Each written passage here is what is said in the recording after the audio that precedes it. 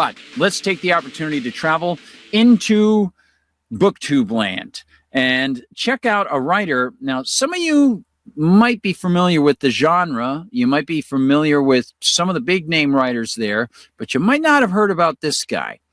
And so I would like to bring his name to your attention and let you take the opportunity to check out some of his really good stuff on, you got it, Wordsmith Wednesday. Let's talk about it with the control voice opening things. There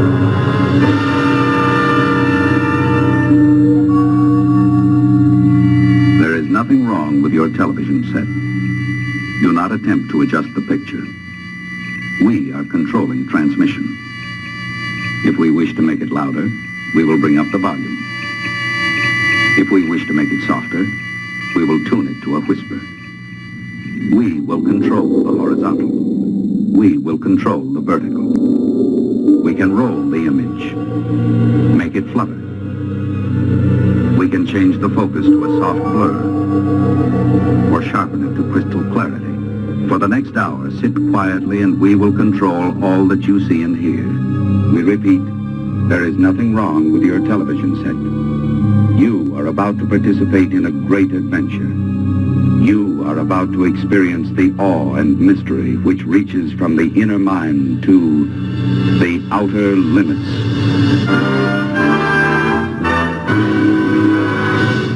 All right. Yes. And we'll have to talk about Outer Limits episodes too. I have all of the Twilight Zone in a box set. I have all the Outer Limits in a box set, the old and the new, as long as I can dig them up and find them. And I was able to dig this up because I wanted to share this with you. You know, I was asked to edit a Robert E. Howard collection for Borderlands Press a while back, and I had a great time doing it. Robert E. Howard, seen as the father of sword and sorcery, writing for the pulp magazines, corresponded with and was friends with H.P. Lovecraft and Clark Ashton Smith, heavily influential on so many other people like Michael Moorcock and so on. And a difference between epic fantasy in the Tolkien realm, also carried on by people like Terry Brooks with the Sword of Shannara, although he pronounces it Shannara, and the sword and sorcery side of things. And Fritz Lieber, also one of the main writers in that. The sword and sorcery wasn't necessarily an epic quest. It was more down and dirty, sort of the precursor to what people might call grimdark. Sort of like the what you might see the difference between a mystery story and a gumshoe detective story. The gumshoe detective story, a little grittier, somebody just trying to survive, going from job to job, that sort of thing. That's kind of what you get with sword and sorcery. You get heroic, muscular, alpha male type guys, a lot of skullduggery, oftentimes short stories of swordplay, magic that isn't necessarily paralleled by Christian themes or anything like that. Oftentimes the heroes are not the ones using the magic. They are encountering something dark and mysterious and kind of scary in that weird evil force of magic that they're encountering, some sorcerer or something. And they're just regular dudes who hunt, and they come from their local tribe, that sort of thing. So you have Conan the Cimmerian, and you have others that are brought up in that line, right? Brack the Barbarian and things like that.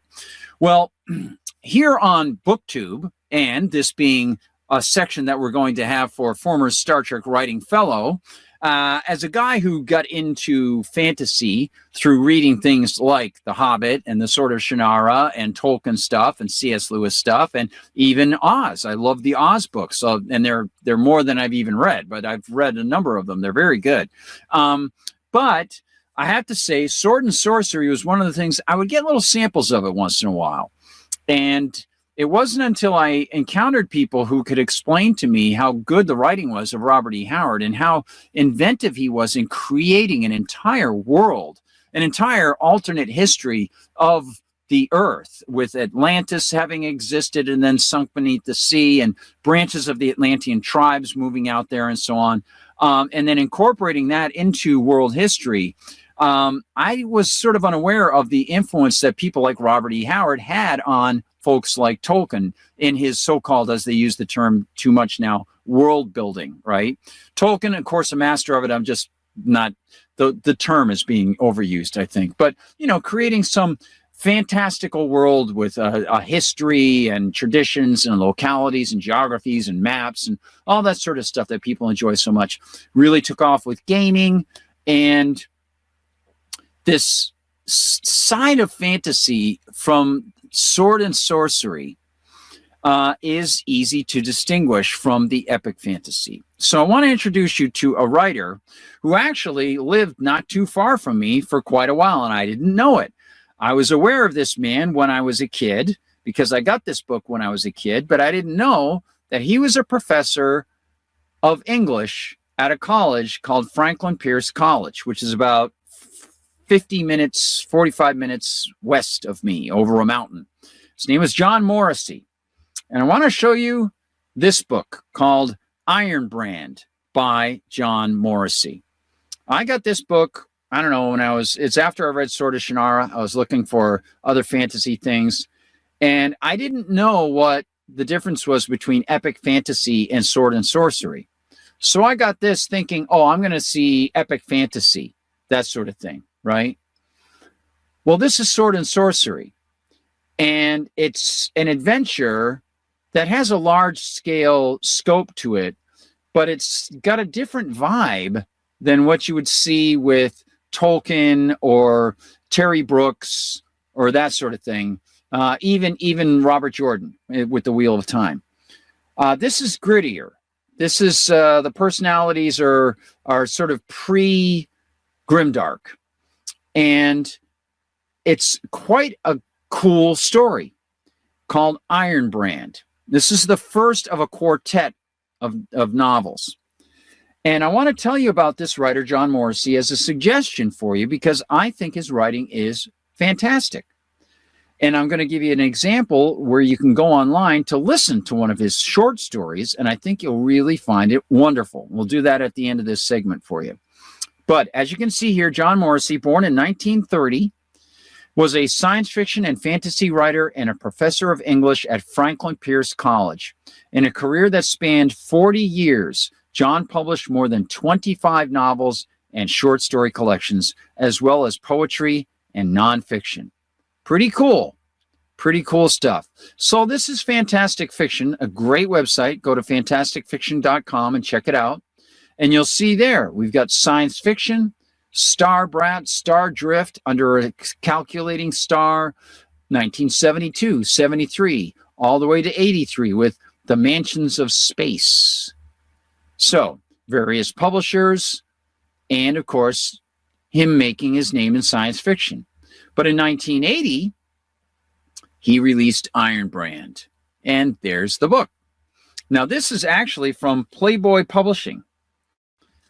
And you can see there it's going for $187 paperback. This book costs $187 now. That's nuts. I can't even believe that. That's absolutely crazy. And it's got a great cover. And that thing there, what you see there is called a gray man. And they're just amazingly wild things. And just to give you a quick idea of the story of Iron Brand, in fact, I'll bring it back up again real quick. So Iron Brand is about three brothers. And what's really interesting is he makes it easy to remember the brothers because the eldest brother has the earliest letter to his name. And the youngest brother has the later letters. So the first eldest brother, his name starts with a C, and all the other brothers, the two other brothers who are younger, come after that in the alphabet. So it's easy to remember when they're in dialogue. You're like, oh, that's Cole. That's Colbermain. Okay, he's the eldest. And then the other guys come along. And it's great. And the opening is just full of action. And if you've ever gone to a Society for Creative Anachronism event or anything like that, or if you've ever gone camping or something and you're comfortable in the wilderness, this story, this book will appeal to you and bring back some memories, perhaps, of walking in an area that's natural, and yet you're not going through weeds. It's just a beautiful spot out there. It hasn't been really manicured by man or anything like that, and yet it's like an open glen in a forest. And you're like, wow, how did I get here? This is great. This is the sort of thing that their characters encounter, and a lot of very interesting natural phenomenon that they just can't explain. And he doesn't explain them. It's a very nice way to feel that there are elements of nature that mankind is just tiny compared to leave a preposition dangling. So you'll see here, upon their father's death, the three sons of Vannon were stunned to learn of their legacy, the swords of gold, silver, and iron, and a lost kingdom. Now, what's interesting here is, if you go inside the book, and again, this is just one book by an author I want to tell you about. Again, this is Wordsmith Wednesday, so I want to talk about the authors themselves. But you'll see here that there's a map inside. This map, you'll notice, is very similar to England, except it's a little bit more broken up. They live in the upper area, and then they have to go down. And this upper area is actually separated by a chasm. You can see the chasm right there. That line is the chasm. That breach separates their area from the other areas down below that are kind of unexplored. And all along that breach, they have towers. There are towers that overlook this southern area, but nobody has gone into the southern area. The towers have been overlooked for years. They don't bother populating them because nothing has ever come out of there. They only know of their kingdom. The rest down south, it's just animals, wilderness. Nobody travels there because it's physically so difficult to get there that they don't go. But these guys have to go. They've got to escape what's hunting them in that northwestern area and go south, somehow get across this chasm. And when they do, they're surprised. There are people there, and the coming of the three has been foretold.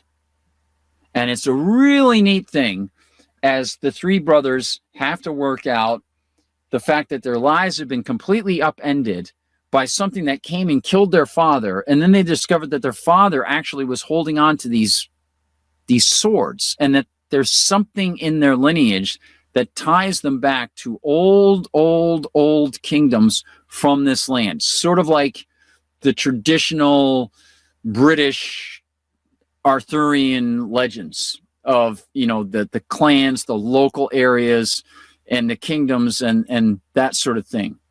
And it's a very interesting story. Now, he's done a lot more, and I'll show you over at Fantastic Fiction how entertaining it is to see his other stories here. You've got this one, the Kedgergurn series, and these are a little bit more lighthearted. A Voice for Princess, you'll see here. If I only could find the right spell. So it says here, at 160 years old, Kedgergurn is a relatively young bachelor wizard of some reputation. He is a master magician, specializing in the performance of counterspells, that is, magic to counteract the incantations of other spellcasters. Kedgergurn is a respected member of the Wizards Guild, though he cannot see why such an organization needs to exist. It all seems too much like the bureaucracy of the new upstart practice of alchemy. Then, to Kedgergurn's chagrin, the Guild proposes to allow the membership of an alchemist, Professor Dr. Master Quintridus. Kedgergurn speaks strongly against the idea, but when it is put to the ballot, he is the only person who votes against it. So this has a lot of political intrigue in it, and it was a nominee for the Locust Award for Best Fantasy Novel in 1987. John Morrissey had his bona fides. He also wrote a lot of other novels. Now, I'm only familiar with two of these. And so let me show you. He's got the Blackboard Cavalier. It's a regular, sort of I guess you'd say just an average story about a teacher. but it's got some neat twists to it. Then there's another one that you might really enjoy, which is this one, The Juggler. Now, this is another fantasy story, but it's a standalone novel. It's not part of a series. It's got a lot of dark, almost horror connections to it, The Juggler. And you can see the funky design of the cover. Then he's got the Extraterritorial. This one from 1977. It's a science fiction novel. And I want to read to you a little segment from Iron Brand, because I think you'll find it pretty cool. And then I'll show you, actually, first I'll show you, if you want to get a great sample of one of his tales, go on to YouTube and you'll see that there's a link to a John Morrissey story that is provided by a YouTube channel called Chilling Tales for Dark Nights. I'm subscribed to them, and they're very, very cool. I love these readers on YouTube. And let me show it to you right here. Timekeeper, a short story by John Morrissey, narrated by Barry Bowman. A single lantern was the only source of light in the shop. Two men stood in the center of the room, spilling out broadening shadows across the floor and against the counter and the empty walls. The shorter and heavier of the men, the bearer of the lantern, moved. Shadows swooped, and the floor creaked under his weight. He pushed a box into place, stepped on it, and reached up to hang the lantern from a hook descending from the ceiling. This done, he took a few steps to the counter. He blew a swirl of dust from the glass top and rubbed the surface clear with his handkerchief. So we'll stop it there. You can see it has a great opening. This is a terrific story. It's 45 minutes long.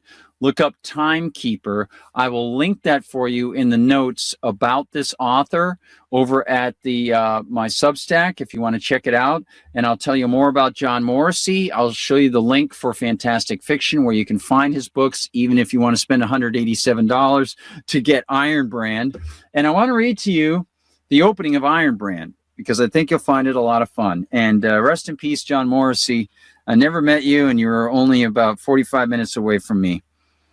He opens with a quote from an ancient book, The Last Deed of Ambuscand. First was the sword of Colberaine, as straight as a beam of light, with jewel-eyed dragons wreathed around its house of gold and white. The second, he curved like a gentle wave, a diamond-dizened sword, to flash in a web of silver at the side of Scarlet Ord. That's the second brother. There's Colberaine, Ord. The third, the Iron Angel. He wrought for Staver's hand. That's the youngest brother, Staver, with wings spread wide on either side of a simple iron brand. So you might get the idea that perhaps Staver is going to be the subject of this book, Iron Brand. The candle burned without a flutter in the still and windless night. The little room was silent, save for Vannon's feeble groans and the dry rail of his breath. He lay clenched like a wrung rag with the pain that bored through his body. 2 days before, he had been a healthy, vigorous man, standing half a head taller than his tallest son and as strong as any man in the headland. Then the fever struck, felling him like the blow of a giant's fist. Now he was dying.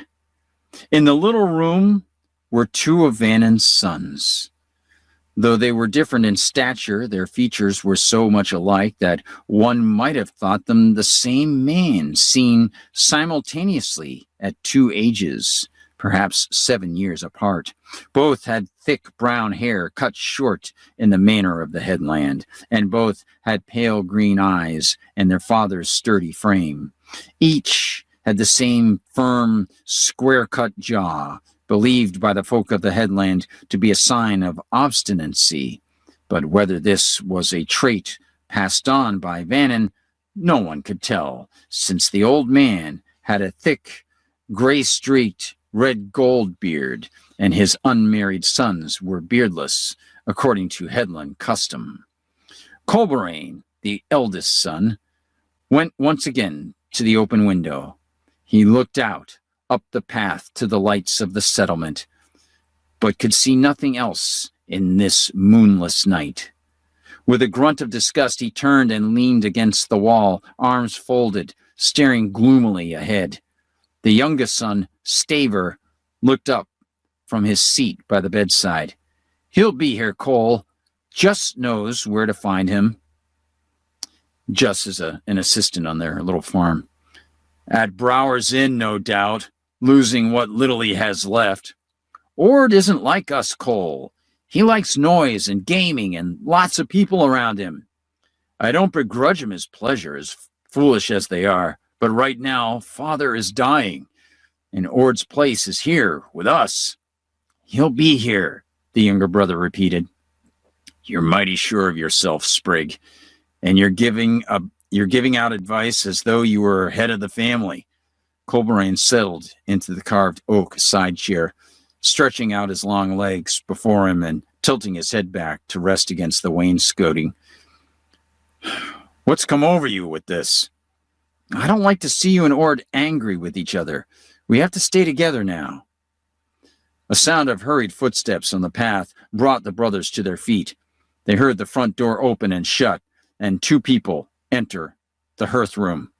Staver opened the bedroom door, and a third young man stepped inside, throwing off his black cloak as he moved toward the bed. He bore a marked resemblance to the others, but his clothing was finer, and his features seemed pared down when compared to their more rugged mold. His chin was narrower, his nose thin and high-bridged, his eyes deeper set. All of his movements were quick. Even when he stood still at the foot of the oaken bed, the rapid darting of his eyes from face to face lent him an air of nervousness and tension. His hair was a bright, blazing red. Among the folk of the headland, red hair was the sure sign of a hot-tempered and volatile man. Ordred, middle son of Vannon, was certainly such a man, as well as a devoted gambler, a fine swordsman, and something of a dandy. "How is he?" Ordred asked. "Nearly gone." "You cut it close, brother," Colberaine said. "But I'm here, so you can save your disapproval. You're not head of the family yet, Cole." Before Colberaine could respond, a fourth man, older than all the rest, entered the room. He walked straight to the bed and leaned over to study Vannon's drawn face closely and to lay a big hand lightly on his chest. "We're barely in time," the newcomer murmured. Turning to the sons, he gave crisp orders. "Cole, Ord, lift him up. Staver, close the shutters and bar them. Then go to your mother's picture. Go on, boy, hurry, now. Turn it from top to bottom." As his brothers lifted their limp father to a sitting position, Staver manipulated the small portrait fastened to the wall opposite the bed. To his surprise, it swung forward, revealing a cache about the size of a man's fist. In it stood a single small bottle. "Don't gape at it, boy. Bring it here, quickly." "What are you doing, Juss?" Colberaine asked. "What I swore to do long ago," the old man replied, reaching out to snatch the bottle, breaking the seal with a twist of his hands, keeping his eyes fixed on Vannon's face. "This will bring him back to us." "You mean he'll recover?" "There's no recovering from what touched Vannon, but he'll get back strength enough to say the things he must say before he dies. Prop up his head, Cole." Just poured a little of the black liquid into Vannon's mouth. He coughed, gave a great sigh, and then took a deep, regular breath. Quickly, Just administered the remaining liquid. Vannon swallowed loudly. His eyes opened, and he stared vaguely ahead for a moment. Then he focused on the old man's intent gaze. "You've done your duty, Justin," Vannon said, reaching out to clasp the old man's hand. I waited until I was certain. You were right to wait. You did well, Justin, Vannon said and smiled. Leave us now, but stay near the door and be wary. So that's the opening. Their father has been poisoned, and he had something stored because he thought there might be something coming. From the opening of Iron Brand by John Morrissey. Maybe you can find a copy for less than $187. You might want to check out John Morrissey's work. He's got great writing style, and if you want some good entertainment, write this down now or look for the link over at my Substack. Timekeeper, a very short story, 45 minutes long, and a real wonderful thing to listen to. You're going to love this story by John Morrissey. It's at the Chilling Tales for Dark Nights channel on YouTube. Please keep it in mind. And it's read by a real person, not AI. And I think you'll like it. Timekeeper by John Morrissey. It's wonderful. This is a great, great story. You'll dig it a lot. So in your memory, John Morrissey, thank you for all the entertainment, the wonderful imagination, for creating the Gray Men, for bringing me a different take on British history, maybe not Britain, who knows, and getting my imagination to soar in places that never existed, but I can see them. And I hope I saw them the way that you wanted me to see them.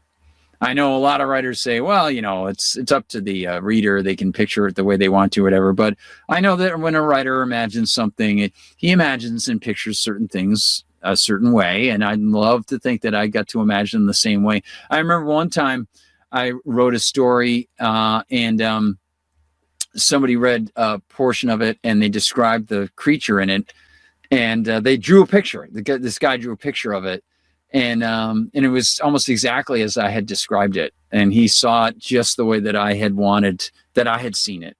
And I thought, wow, that's really something else. You know, it's from my mind, but it's right there on the page. It was pretty neat. You know, like I didn't have to, he did it himself. So I translated that and he saw it and he caught on to what I was trying to describe. Pretty fun. Really cool. So remember that, everybody. And Angie, I know she said I'm popping back in to ask a bald-headed anarchist if he can kindly sign a social contract. Angie, I know that message was there a while back, but that is funny. That is great. Brian was laughing at Angie. He says, LOL, Angie. That's good stuff. Well, everybody, thanks a lot. And I know the tech is a little frustrating there. And so I'm going to have to take more steps tomorrow to do stuff. And eventually I'll probably have to invest in a new CPU to make things go faster. But right now, got to try to do some other things, and still getting organized to start up the publishing company. So that's going to be a big deal. Do remember, Timekeeper from Chilling Tales for Dark Nights over on YouTube. You'll love it. I'll put the link inside my Substack. If you're watching from former Star Trek writing fellow, it's the Gardner Goldsmith Substack. You'll see that as part of my writer and fiction section. And hopefully you'll enjoy that. I think you'll really like the story. In the meantime, I better get rolling. And I will leave you with a little something to say goodnight. It's going to be our Outer Limits outro. You got it, my friends. The Outer Limits voice saying farewell. Have a great night.